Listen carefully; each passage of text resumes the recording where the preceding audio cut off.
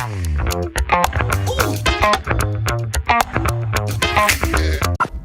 hi guys! Disclaimer for this podcast. Medyo saucy ang mga topic ngayon. So, magkakaroon kami ng opinions, reactions, judgments, Yes. assumptions. And if you think hindi mo kayang i-handle ang lahat ng sasabihin namin, click na lang kayo sa ibang video. Malaking disclaimer. At baka ang susunod na video pa ang para sa inyo at hindi ito yon. Panoorin nyo na lang yung cover ko. Oh, pwede din. Before. Ayan, ito. Saan ba yun? Dito? Dito. Kahit saan dyan. So, ayun. We hope you enjoyed this podcast. This episode. Yes. Mahaba to. Pero natuwa ako habang binabasa ko. Wala bang Natawa. summarize? Summarize? Sige, yung title, tapos... sige na, basahin mo na nga lang. Tapos Basahin mo. summarize mo mamaya sa akin. Diba? Ang galing! Ako ba yung ogag if I stop talking to this guy kasi ako pinagastos niya on our first meet? Okay? Wait, okay. Me? Wait. Siya yung yung babae yung pinagastos. Okay. Me, female, 29 years old, met this guy, 25. He was the one who insisted on coming to my place. We've been talking for 2 weeks and we've been playing Valo every day, so I felt comfy enough to let him come over. Red flag alert. Red flag. Yung, 2 weeks pa lang sila nag-uusap, tapos pupunta na sa place ng babae dahil lang naglaro sila ng Valorant.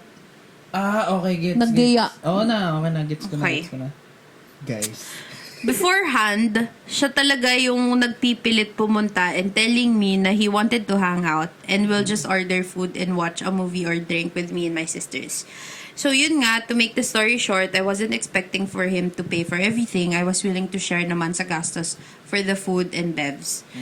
When we went to the store to buy the liquor, napansin ko na wala siyang initiative on his part to at least offer to pay for it or even say nahahati siya. Nung naghahanap na ng pulutan, he suggested na mag-order sa Grab, so we did. Then after we ordered, sabi niya, 50-50 tayo ha. Which I said yes to kasi inisip ko baka hindi rin sapat yung dala niya. Nung dumating na yung food, he asked if I got my wallet with me nung kukunin na namin, but naiwan ko pala. He seemed bothered when I said it. And after namin kunin, he said, okay, I'll pay for this and ikaw na sumagot ng breakfast. The food was 380 pesos pala. Hindi naman siya ganong kamahal. Gagawin Pwede na. Mahal. Pwede na for alak, tsaka pulutan, 380. Okay. Akala ko yung food lang. Kasi yun yung sabi niya kanina. Oo nga. Pagkain lang pala. Okay, anyway. Di na siya umuwi that night since Santa Mesa pa siya and gabi na din natapos. Okay. Nako!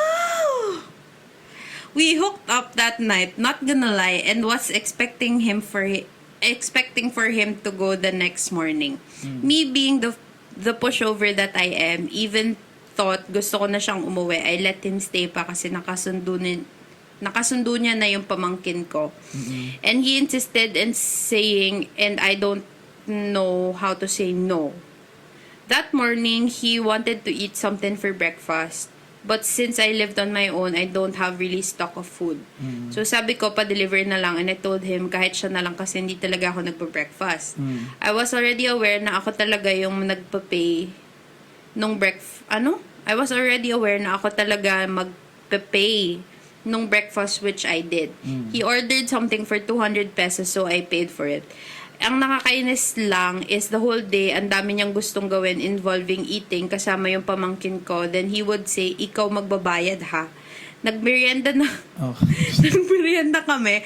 Ako din nagbayad. Tapos nung sinabi niya na uuwi dapat siya, he insisted on staying the night. Which at that point, nainis na din ako sa sarili ko kasi I just don't know how to say no.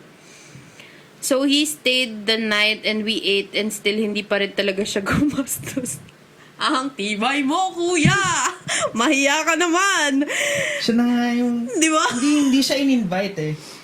Siya yung nag-invite na sarili niya dun sa bahay. Wait lang, malapit na matapos. The next morning, ayun, same shit. Umorder ulit siya ng food, then ako ulit nagbayad. Third day na yan? Oo. So I called my sister na lang to make an exit plan, and it worked. So he went home. He even said I love you before he left too, by the way. Buti nga nag-I love you. Ang kapal ng mukha niya, hindi siya mag-I love you. I love you talaga. Ang dami kong nakain eh. Diba? Busog eh. Buhay na buhay. Ano nga ulit yung question niya? If I stop talking to this guy kasi ako pinagastos niya on our first meet. Hindi. Huwag mo na No. Una sa lahat, girl. Hindi mo dapat siya in-invite sa place nyo. Kung unang beses nyo palang mag-meet, go somewhere public. Wait, yung babae nag-invite? Kala ko yung lalaki nag-invite. Hindi, I mean sa like, niya. wag pumayag pala na, tama ba? Wait lang. Let me check. He was the one who insisted on coming to my place. So, wag kang pumayag to meet sa place mo. Kahit may kasama ka pang iba, kapapayag, Sa labas na somewhere lang. public na lang. Okay? Yes. Pangalawa, Agree. dapat, nung afternoon nung may nangyari, tapos in-expect pa rin niya na ikaw pa rin magbayad ng breakfast, dapat pinaalis mo na lang siya. Kasi nga daw. Hindi nga isip daw nga siya ng lalaki, marunong. Kasi bahay nga nung babae yun. Dahil. I mean, okay, but still, mahiya ka naman. Oo nga. Ikaw, in-invite mo na nga yung sarili mo. Stick lang ako. Grabe. Hindi, in-invite mo na nga yung sarili mo sa place nung tao, kahit babae man yan o lalaki. Mahiya ka naman. Minsan to. Banorant, charis. Pero yun, ano naman thoughts mo?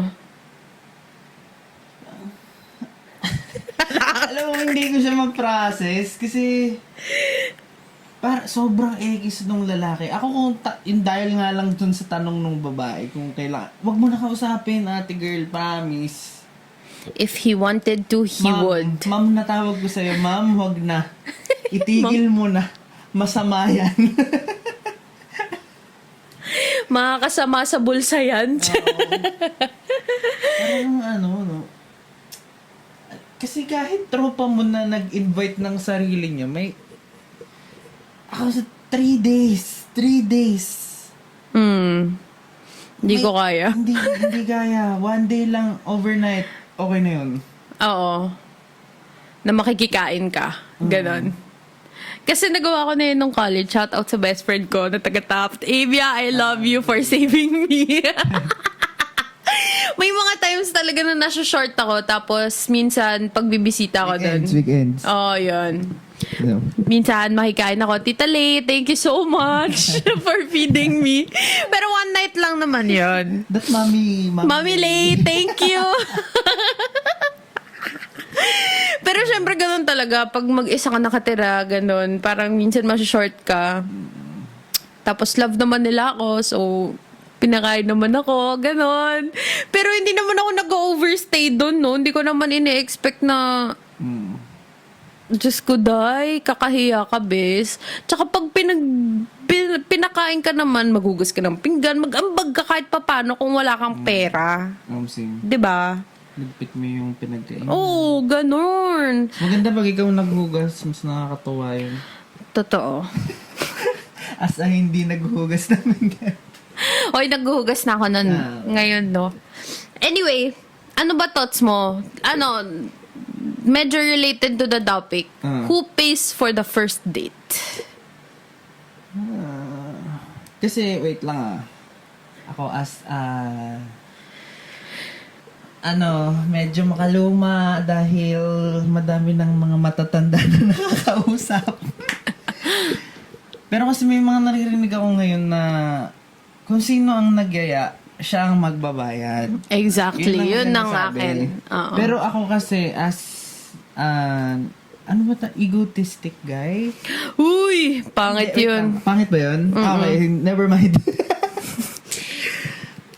Gentleman na lang. As a gentleman na mas ako personally, mas gusto ko na ako yung magbabayad sa first date kahit sino man ang nagyaya. Talaga? Kasi, hindi ako sisipot ng date at hindi ako magyayaya ng date kung wala akong pera.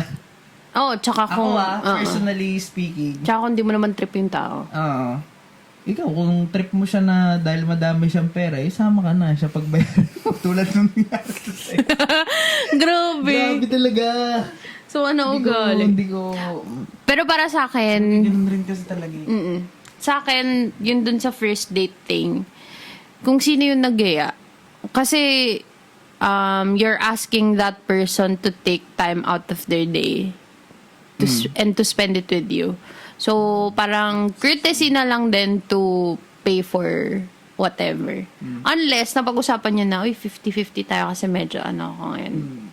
And that will work if you both kinda like each other. You both have the like... Yung 50-50. yung 50. Yan. Tsaka man pag-uusapan niyo yung 50-50 na yun pagka... Oo, pag... Tagal lang yung nag-uusap talaga. Totoo. And may isa ka pa? May last one ka pa? Titignan ko. Cut! Sipcast!